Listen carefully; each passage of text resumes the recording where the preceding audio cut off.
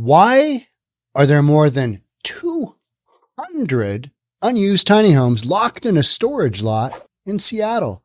You got tents everywhere. Certain sections of Seattle. Ballard, just loaded with tents. Loaded with tents. SoDo area, loaded with tents.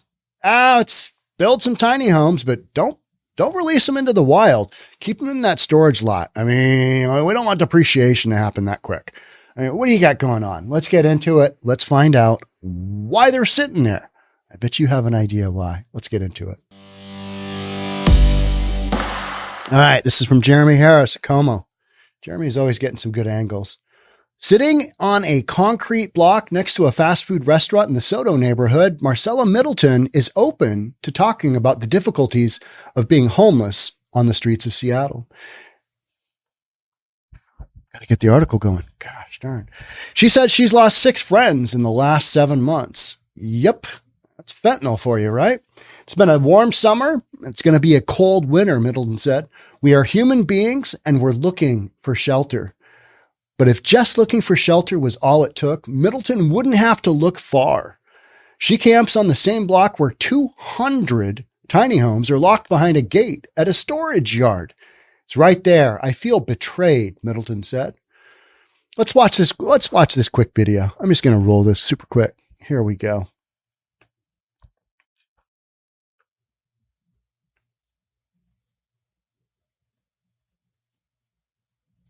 $200 of them. This is the lot. Yeah. And there they are, just, dozens deep. Dozens deep. I mean, they're just sitting there. They're brand new. They're done. They are ready to go, right? I mean, these are, you talk about off the shelf, ready to roll. They are literally scoop them up with your forklift, bring them on in. I had a conversation recently with somebody who was, explaining a tiny home encampment to me, what it was, because they had never seen one before. I'm like, yeah, those are located all over the city. They're called tiny home encampments. And I'm like, really? Never seen one. Well, you haven't looked real hard because there's a lot of them. There's a lot of them, and they're in some pretty obvious places. I mean, major thoroughfares all over. This has been the solution we've come up with. Give them a tiny home. The King County Regional Homeless Authority, and putting authority at the end of their name is a massive misnomer, because King County Regional Homeless Authority, they do more to muck up the homeless process than I think any other entity out there. You got Christine Moreland, you got Andrea Suarez of We Heart Seattle. You got activists doing amazing work that aren't getting paid jack and work on volunteer donations. And they're coming in and, getting people the help that they need. King County Regional Homeless Authority, they sit back and go, well, we'd like to clear out that encampment, but we're waiting to have offers of housing for all these people, even though they know damn well people are not going to take, up on their offer of housing. So the agency tasked with coordinating homeless services in Seattle and the surrounding area, it's been criticized for not moving quicker to deploy tiny homes.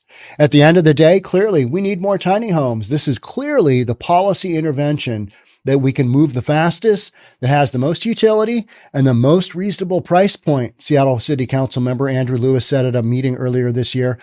The real issue you have is you've got a bunch of drug addicts running around willy-nilly living in tents, and then we call them the unhoused homeless, right? Let's call it what it is. They're people who need more than just a roof over their heads. These folks are not going to be able to live a stable, normal life just as they get a roof over their head. That whole housing first thing is a total misnomer. These people are on some whacked out drugs. Until they get that help, good luck. This is not going to end well. And the number of tiny homes that you can get put together relative to the number of homeless that you've allowed to live willy-nilly wherever, those ratios are wildly upside down, as we're about to hear. So the modular buildings are built by the nonprofit Sound Foundations Northwest, which delivered 2 more tiny homes to the lot in SoDo on Thursday. Around 100 of the tiny homes in the lot are set to go to 4 new tiny home villages operated by the Low Income Housing Institute, the LIHI, by the end of the year, but will still leave more than 100 in the storage lot. Sound Foundation's Northwest founder, Barb Oliver, told Como News the agency is ready and able to build even more. King County Regional Housing Authority has claimed finding building sites to put tiny home villages is the reason for not being able to deploy more. Did we ever find a building site for that RV lot that the city was going to put together? The last I heard is everybody was like, yeah, no, don't want the, crazy whacked out drug addicted folks in their broken down RVs staying in our lot. And that's literally what we heard consistently. Did that ever get put together? Somebody knows. Let me know. Because I think you'd hear about that if that was the case. As always, the ability to move more people inside depends on the availability of places for people to go. And community support for more shelter and housing is the key to solving homelessness. No, it's not. It is not. It is flat out not. You are not addressing the enormous elephant in the room, and that's you got a bunch of drug addicts running the streets. Period. That's what you got. King County Regional Housing Authority spokesperson Ann Martins, she wrote in an email to Como News. Well, she's got to say that because her job is on the line. King County Regional Housing Authority spends millions of dollars. They just had a proposal from their previous CEO, Mark Dones. He's like, we need $11.5 billion. Mark, your current budget is like a quarter. It's $250 million. It's a $250 million. And you're asking for 11.5? Okay. I mean, whatever.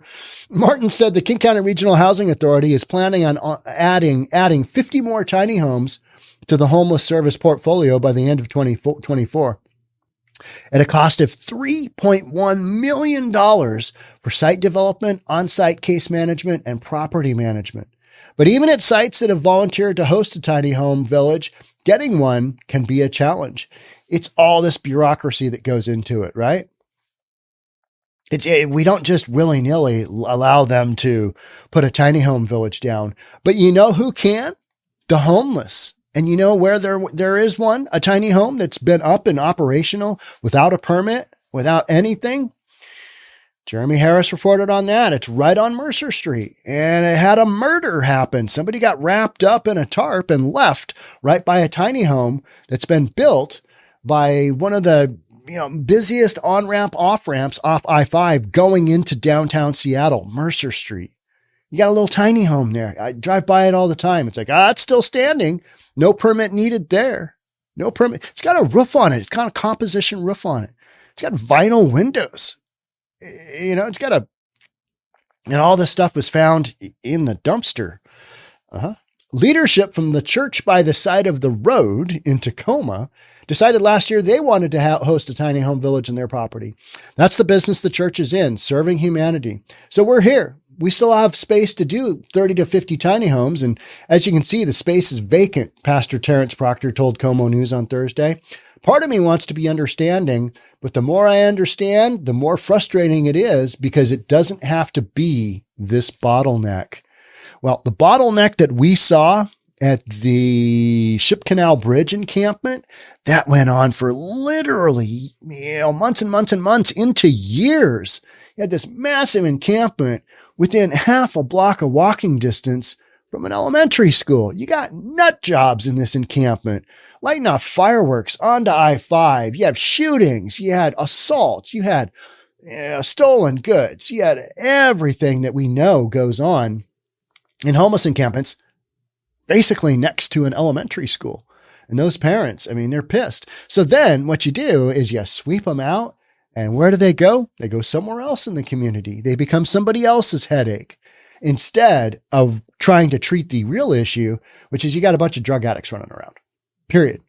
Proctor added that the church has told multiple times that the tiny home villages will be moved in soon, only for it to fall through. Oh, boy, what? A governmental entity not coming through on their word, telling you one thing and doing another? It's frustrating in a personal sense because I've helped build about 12 of those tiny homes. I think we can move a little bit more efficiently when getting it done matters more than who gets the credit for it, he said.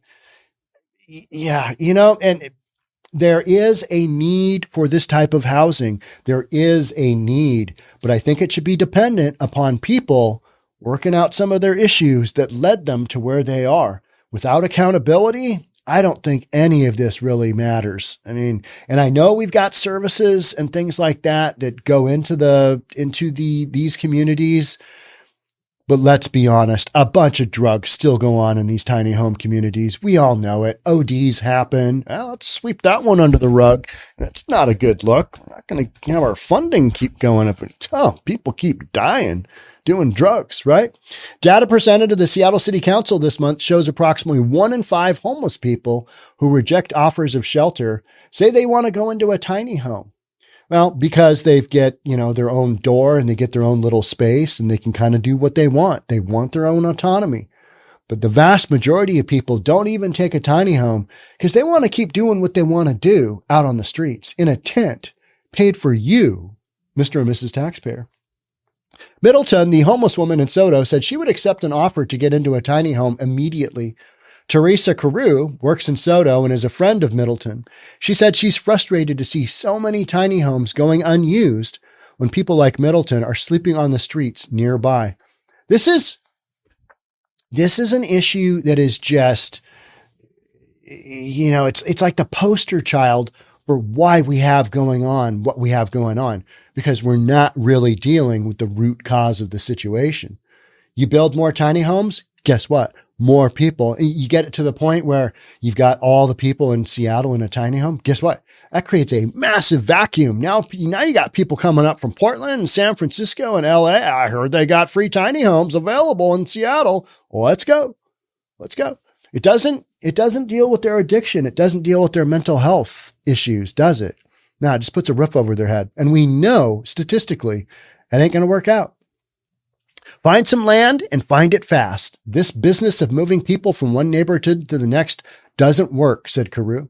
We need to take care of our homeless. Yeah, well, it's not just homeless you need to take care of. There's a whole slew of things that I think people are kind of getting the notion of, you know what? This might not be just an issue of people down on their luck that couldn't afford rent that became homeless. This might be an issue where this is a planned lifestyle. And these folks, no matter how many tiny homes are built, they're not going to get on board with it because they want to keep doing what they're doing in the encampments. And that is doing drugs. Plain and simple. Till you start working on that, till you start addressing that, getting people the help that they need, this is just, chasing yourself in a circle like a dog trying to grab its tail. I almost got it. I almost got there. More housing. We almost got, more housing. More people came. We're out of housing. Build more. Right? I mean, this is some pretty basic stuff. It's not that hard to figure out. All right. That's it for me on this one. This was a great story from Jeremy Harris. And it's all these little bits and pieces where you're like, okay, that's how we end up with having, streets just lined with tents and people claiming they want tiny houses, but not being able to get them. And they're in production and they're done. And what? Oh, yeah. Well, we got this hang up. Governmental entities, right? I mean, who would have thunk? All right. Thanks again for being here. Thanks for supporting News for Reasonable People. I will catch up with you on the next one. Bye for now.